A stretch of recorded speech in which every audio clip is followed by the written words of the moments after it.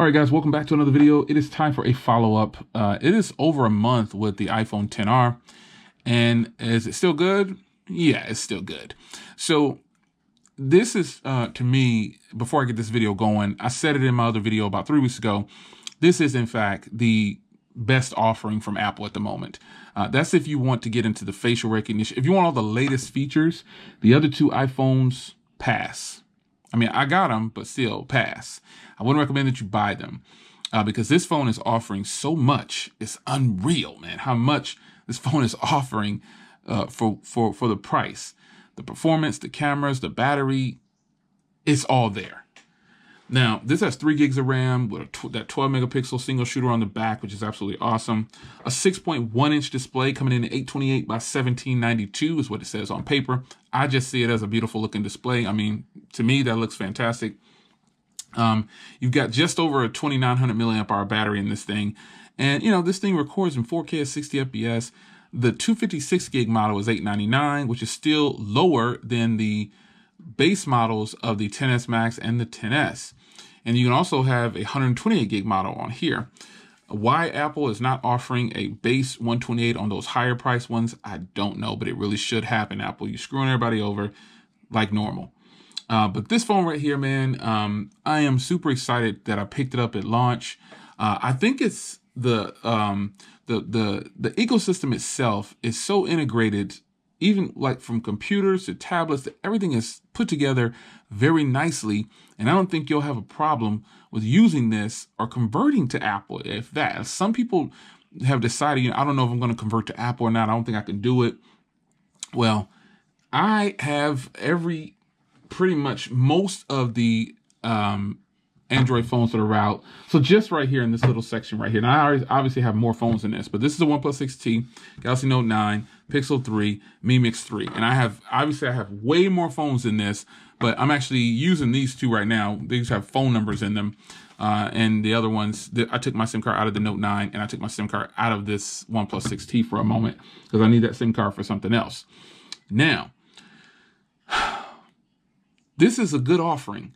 And I think if a person was going to convert from Android to iOS, and again, this conversation is not for everybody. So don't get all up in arms about, oh, nobody's switching. Listen, there are plenty of people who left iOS and there's plenty of people who came to iOS. But I think if a person was switching from Android to iOS, and if they're coming from like a stock Android phone, especially, definitely get this phone right here. Very nice, big 6.1 inch display. You got all the features of the XS Max and the XS. In the 10, you get the Memojis, the facial recognition. You don't have a headphone jack. That's unfortunate, but you get that camera. And inside of these newer ones, this one has the A12 Bionic chip. Same chip in the phones that cost hundreds of dollars more. Ridiculous. So with that being said, one of the primary focuses of this phone for me is the cameras. I would gladly take on anyone who wants to put if you have one of these phones, the Pixel, the Note 9, the OnePlus 6T, the Mi Mix, any of the Android phones that I have a lot of them too. I would gladly take this camera over any of those for video recording. Video recording, happily take this phone over any Android phone right now that I have because that 4K at 60 FPS and just the 1080p at 60 FPS is so gorgeous. It is so beautiful. Unmatched. To me, it is absolutely beautiful. And that's saying a lot because I have a ton of phones. I think the Galaxy Note 9 has fantastic rear cameras, but I still don't think they're touching the iPhone's cameras. I don't. I put up my iPad Pro 11 up against the 6T. It crushed the 6T. So the same thing would happen with this phone, right? I think so. So, cameras, hands down, I'm all in with this phone right here, man. Now the photo taking, that's subjective. Cameras, video recording is subjective to me, but still, I'm telling you my experience with it and how I feel about owning this phone for video recording. I gladly take this on a bad day up against any of the other phones. And another thing is no limits on it. I'm not going to beat the horse up too much, but why do Android phones have limits on recording? Some of them have limits on recording for 10 minutes. It's 1080p at 60 FPS. I don't get it. This phone has an official IP rating of 67, which is water and dust resistant, up to 1 meter for 30 minutes. You've got Apple Pay.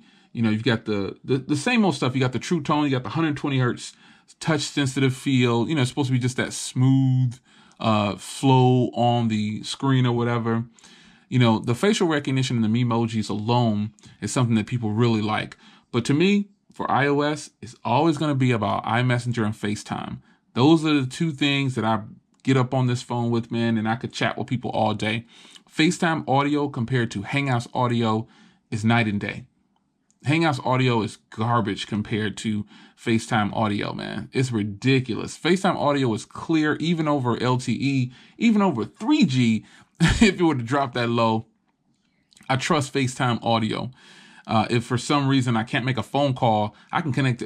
Let's just say I'm out of service and I can connect to someone's Wi-Fi or hotspot, I can make voice calls through Hangouts or FaceTime audio. Now you can do that with Hangouts too, but still just it's not as clear. It sounds like a freaking HD call with that. And I'm talking about that because that's important to me because I do a lot of voice calls over FaceTime audio. Sometimes more than phone calls. It's unreal. Now the frame on this thing is supposed to be the 7000 series from the the older ones, iPhones, which is like the 7 or something like that. But nonetheless, I'm pretty impressed with this phone, man. And I have been since day one. The 7 megapixel on the front, everything it's good because it shoots in 1080p.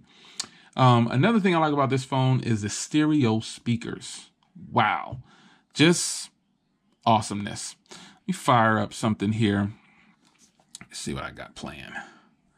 I'm going to fire up a video here. Let's see here. Let's just go with one of my latest videos. What's going on, folks? Welcome back to another video. It's your man, Jay Will. So a lot of you guys have said that the OnePlus 6T is a pixel killer. So in this video, I wanted to point out a few reasons why I think it possibly is not a pixel killer, but the one-ups that it does have over the Pixel. I think the cameras are, the stereo speakers on this thing are better. It's close, man. I'm gonna have to compare them because these have stereo speakers, so I might have to do a comparison, but all I can say is these stereo speakers are loud. They are nice. So, 30 days with an iPhone like this, it's a lot easier because while it's not a budget, they're trying to sell this as a budget iPhone. $750 is not small. That's not, unless you can get some kind of BOGO deal or something like that. T-Mobile was offering this free if you start new service. I think you had to be a new customer or something like that. But yeah, man, this is still expensive. The downfalls of this phone, man, is definitely the price. After that, not having a headphone jack is another thing. After that, I don't really see any downfalls in my opinion for this phone. I don't feel like there's very many things that I dislike about it. But what I will say is that it's easy to like this phone. It is. So now I want to get into some video recordings, some camera samples. I want to put that up for you, and I want you to take a look at that, and we'll come back and close out this video.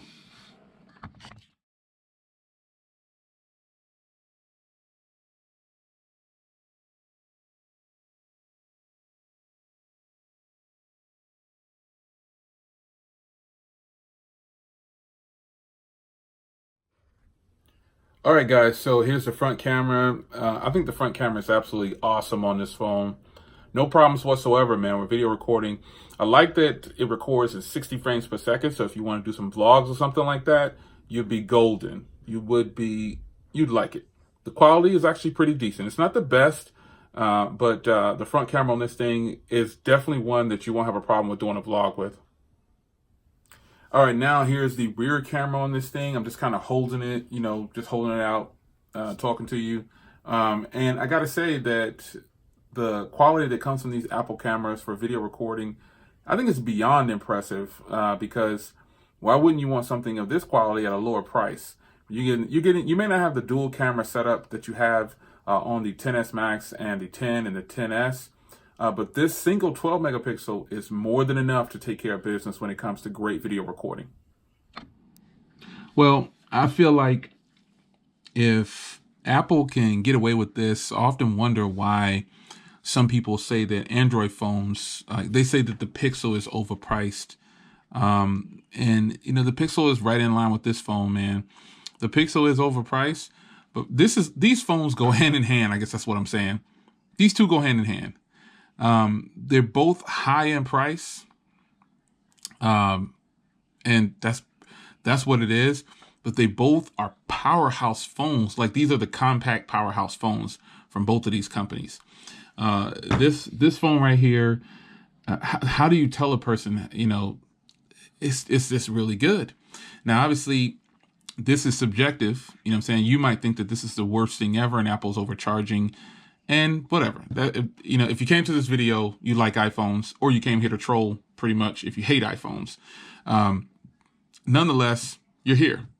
So with that, man, I would tell you, if you haven't tried the 10R and you're looking for what I consider to be the best offering from Apple at the moment, the 10R is the way to go. I recommend this. I'm always at the Apple store sometimes, and I see so many people buying the 10R. And I also see people buying the 10S. That's strange. And I see people buying the 10S and the 10R. That's what I've noticed, when I'm in there. But it's up to you to decide, what you want to do, what you want to spend your money on. But all I'm telling you is, I've had a great experience with this phone. I'll continue to have a good experience with it, I'm sure. It's going to get all the software updates that you're going to get from Apple probably for the next 3 to 4 years or longer. I don't know. It's got the A12 Bionic chip in there. So, could I recommend this phone? Yes. Downsides to me probably would just be price and no headphone jack at this point.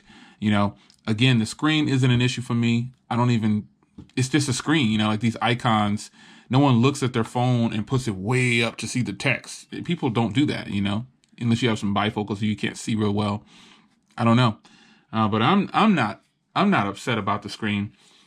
Battery life is fantastic on this phone. You shouldn't have a problem with the 2942 milliamp hour battery inside. So it's your man, Jay Will. I don't know what else to tell you about this phone for now. If I run into an issue, you know what I'm saying? Because my complaints are just the price and no headphone jack. But you could probably find a ton of other complaints. So you do that. You let me know in the comments if you have this phone, what you like and dislike about it. So I'll see you in the next video. Take care.